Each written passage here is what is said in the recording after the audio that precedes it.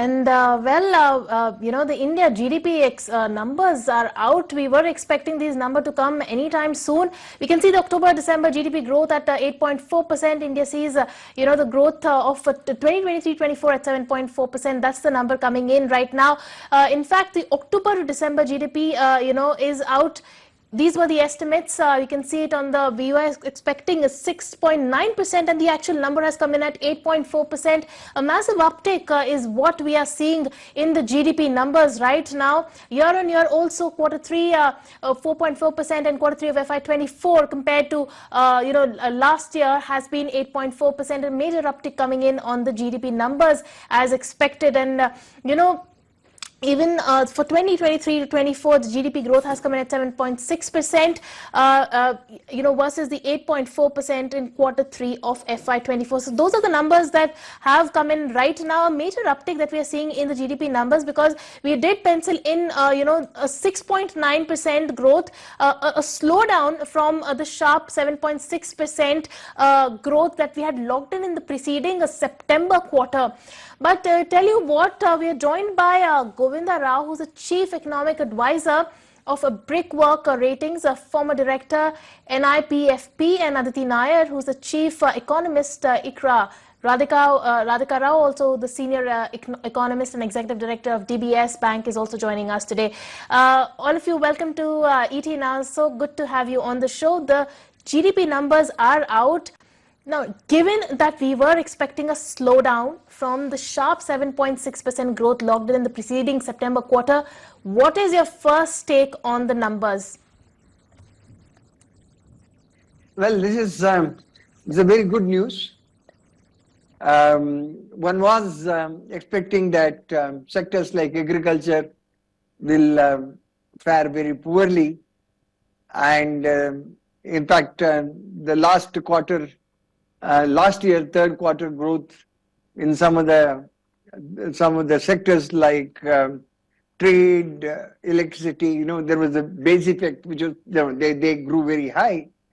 But the fact that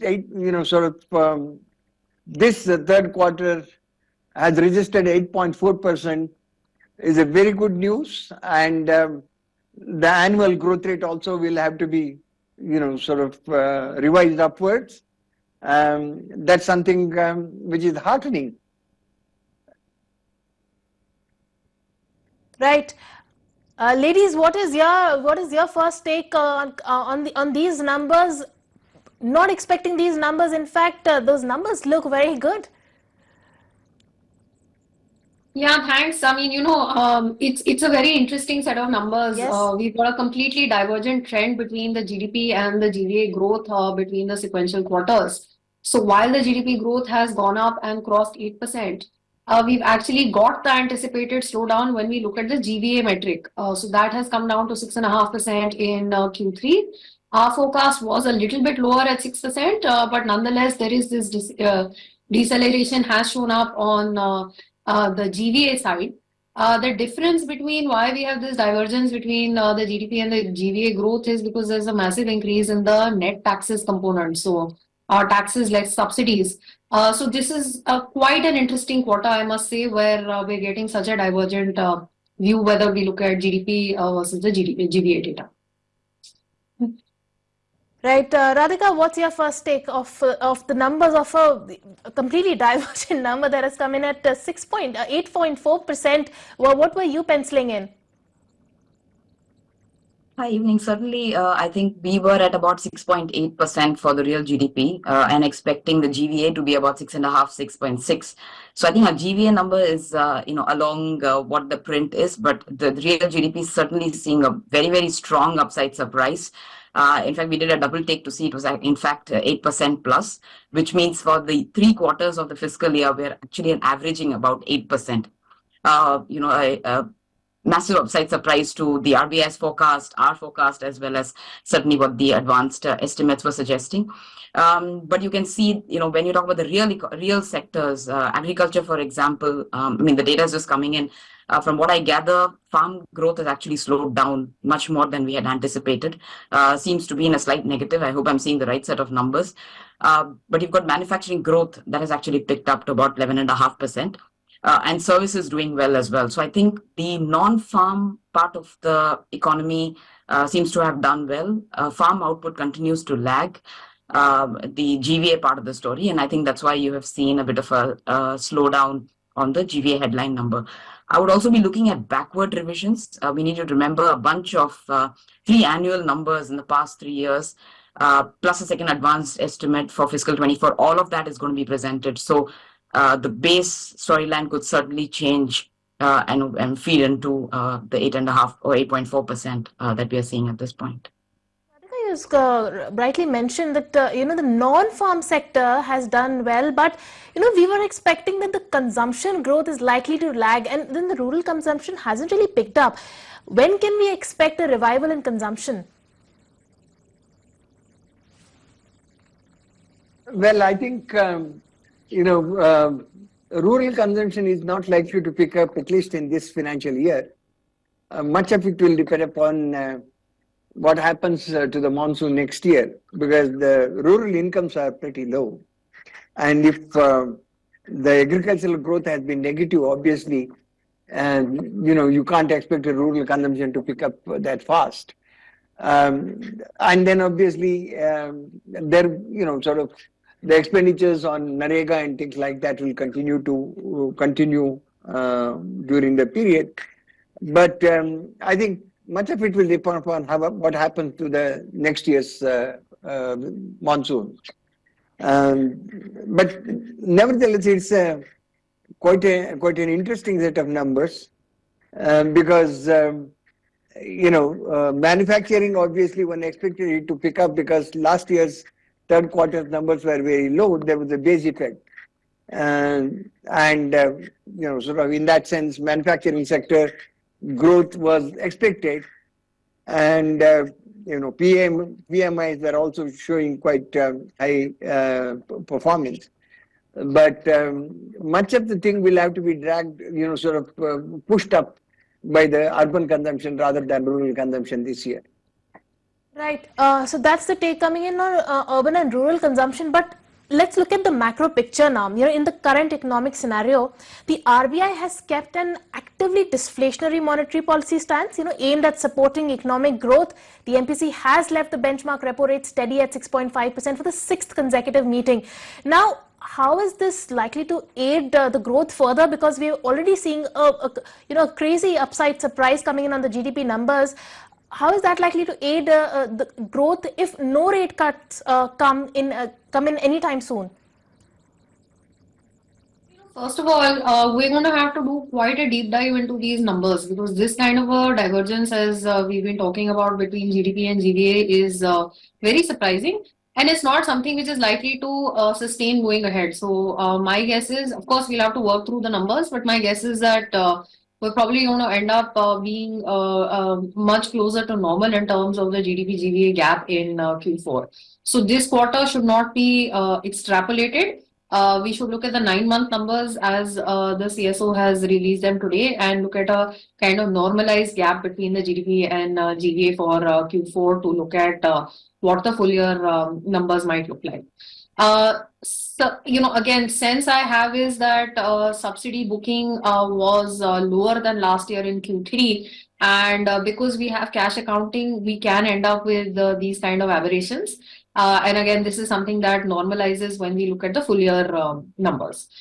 For the MPC, they'll have to choose now which metric they want to look at. Do we want to look at the GVA and the trend that is expected to show after Q3? Or do they want to look at the consolidated 9-month numbers for the GDP and the projection that they have for next year going ahead?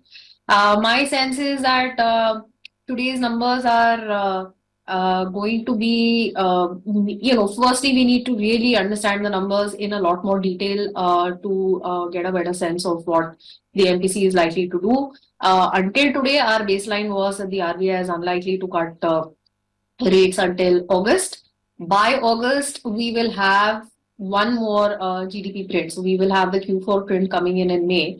And that will give us a lot more understanding as to how the whole year has moved. We'll know what the monsoon is likely to look like in the next season. and the implications of that for the agri sector and for rural demand. So let's see to what extent the rate cut decisions end up getting postponed. But there is a lot of data to come in between now and, in any case, the first policy where we were expecting rate cuts, which is August. So I think a lot of water needs to flow under the bridge between now and then before we can kind of get a better sense of how much delay there may be in rate cuts going ahead. Aditi, coming to you, in fact, that was my next question. Aditi mentioned that these rates are not, these numbers are not sustainable going ahead. What's your take on this? This kind of a divergence, this kind of a big upside surprise, is that likely to sustain? Certainly, I think we should really look at the real sectors and the contribution thereof. So I think GVA certainly, gives you a good idea of what's happening in the undercurrent. And I think that is broadly along expectations. Farm sector has been, under weather disturbances, delays in shortage in terms of production. All of that has been impacting output. We are going into fiscal 25 expecting a normal monsoon. But weather has been lately, really a wild card in most countries. But I think in the non-farm, like I mentioned earlier, certainly doing well. So I would think that the undercurrent about the economy should be much more, at this point, looked at the GVA, because usually the gap between a GVA and GDP is anywhere between 20 to 30 basis points, sometimes even 10 basis points. You are certainly seeing more than, percentage, 2% kind of gap this month. So certainly requires a deeper dive to see where this is going. But if we were to take the GVA as our, the real sectoral growth, we are finding ourselves still above 7%. So I think that is certainly, positive storyline. We have a full year real GDP forecast of about 7.1%. Now with the run rate of about 8%, we'll have to see how that factors out. So probably give two estimates, one for GVA and one for real GDP. With this scenario, and I think back in February, when the central bank met and shared their view on growth, everybody was of the view that it's quite a Goldilocks kind of situation, right? So they had expected growth to be 7% for the third consecutive year in fiscal 25, inflation slightly above target. Now that kind of a backdrop, and now you're seeing a GDP number averaging about 8%. If again we look at the real GDP, I don't see any justification that the authorities might find to go dovish too fast. I think even this real rate gap that we all refer to, even that kind of loses the debate if this is the kind of growth momentum we are carrying. So net, I think we will certainly wait for one more quarter of data. I do think backward revisions also need to be factored in. And this kind of a gap between GDP, GVA, which I think in 2 quarters hence might normalize. So you might see real GDP adjust lower. Right. So one more quarter of wait and watch. But going forward, what is likely to aid? What are going to be the key drivers for growth besides investment and government spendings? What are going to be the key drivers, key factors that are going to really be the levers of growth? Yeah, no, I mean, just to go back a little, there are two issues which the Reserve Bank will have to take into account. One is the fact that, there is the divergence that has been talked about. GVA is still only 6.5%. And then the second thing they need to look at is what the price trends. Obviously, since they are looking at 4%, sort of target, consumer price index target, then obviously I do not see any rate cut in the near future, because, the Reserve Bank will try to, continue with the thing. Now, the growth drivers in the future will have to be the fact that, government investment has been one of the major drivers. And they will have to, and one is hoping that there will be, a greater crowding in from the private sector, and the private investment will come. But borrowing cost will continue to be, continue to be a consideration, because obviously in terms of the real rate of interest, the borrowers, the corporates will have to pay much higher interest. But eventually, I think the monetary policy, will have to transmit, and then eventually they will have to have a situation where private sector investment will have to pick up. And considering the overall scenario and the fact that the government has continued to spend quite a lot of money on the infrastructure, that's one of the things that might happen. Because exports are not going to go up so soon. All right, exports are not going to go up so soon. That's the word coming in. But Aditi, Radhika, and Mr. Rao, thank you so much for joining us today. And well, let's quickly go across and see all the number crunching. Then the fiscal deficit for the first 10 months of FY24 has come in at 11.03 lakh crores, which is 63.6% of the full FY24 revised target. Now, this is lower than the last year when fiscal deficit were for the same period stood at 11.9 lakh crores or 67.8% of the full year target. Now, the revenue gap from for April to January lowered to 4.15 lakh crores from 6.78 lakh crores in the year.